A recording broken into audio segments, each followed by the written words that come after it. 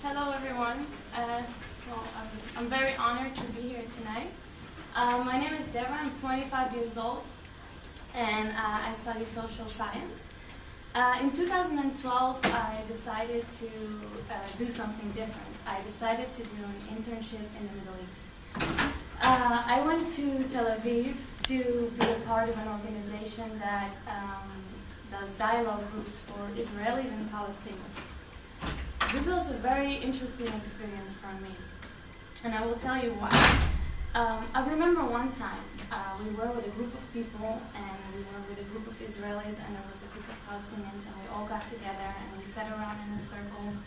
And I remember this one woman, and she was actually telling her story. She was pretty emotional.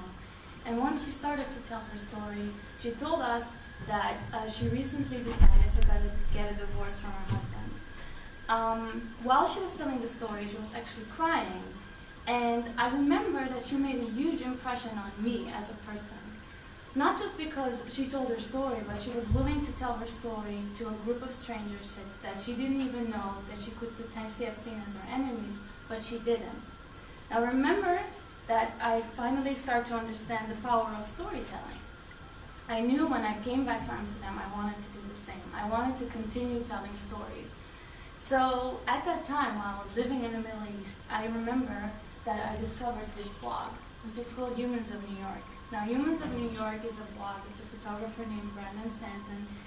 He goes out on the streets of New York on a daily basis, and he photographs people that interest him, and he asks them for their stories.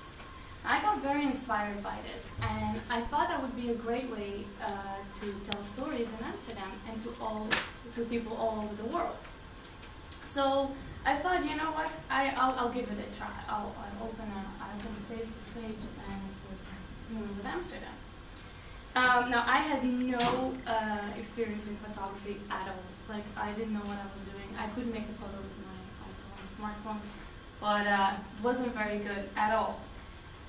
Like I said, it was pretty hard at the beginning. I approached people on the street, asked them for their photo. I was really insecure. I was really shy. But I was very determined that was what I was going to do. I was going to take photos, I was going to write stories about these people that were all around me. Now, once I got more comfortable, it became easier for me to photograph people, and it became easier for me to talk to people and to say, well, you know, what's the best decision you made in your life, or what's the happiest moment of your life. And suddenly all these interesting stories came, and they gave the stories to me, and it felt like little presents, actually. So I came home, and then I wrote down the stories, and I posted on Facebook, and in the beginning, nobody really cared. I mean, I had like 200 followers. But I still enjoyed it. I enjoyed the fact that I was reaching out. And slowly, like I said, the better the stories became, the better the photos became, the more people started to follow the blog, and the more likes the blog got, and the more likes the photos also got. Now, I remember that normally I would have just passed these people by. I would have not even seen them. But because I had my camera and because I had a lens, I was actually, you know, zooming into one person and giving a little extra attention to that person. Now, I remember one day I was walking the street and I met this guy. His name is Mustafa, and it was actually before the preparation, before the last Queen's Day.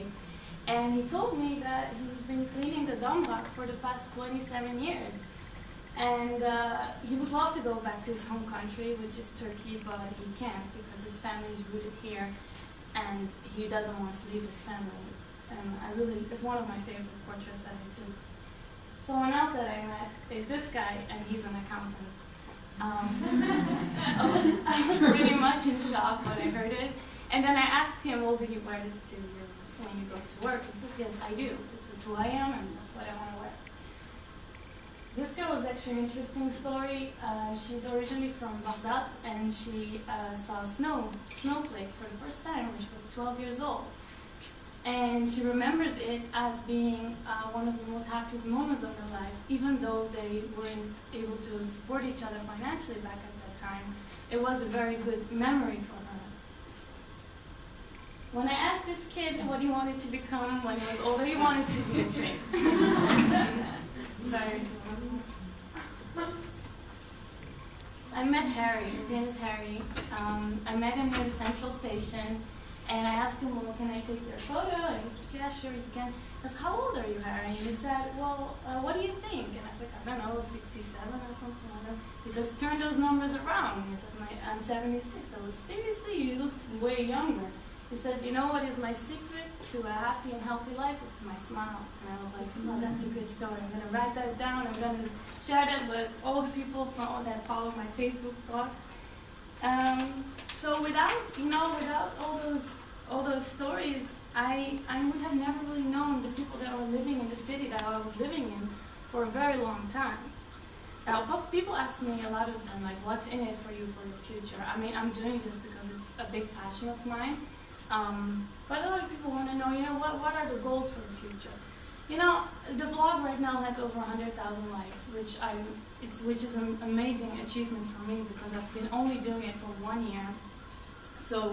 And I've taken over 500 portraits. Now, the plans for next year, because I do want to put the bar high for myself, I do want to keep going. I do want to make more photos. I want to tell more stories.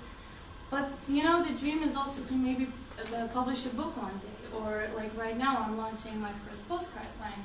So I can actually have something physical to send out all over the world. The other day, a few days ago, I was on a panel on Al Jazeera, and I was with other humans, all photographers, and we all got together and talked about the project. We talked with Humans of New York, which is actually the founder of the project. And it was just very inspiring. People, artists from all over the world getting together, sharing their stories and their interactions on the streets. I mean, I think that's what it's all about. I thank you so much for listening to my story, and have a good day.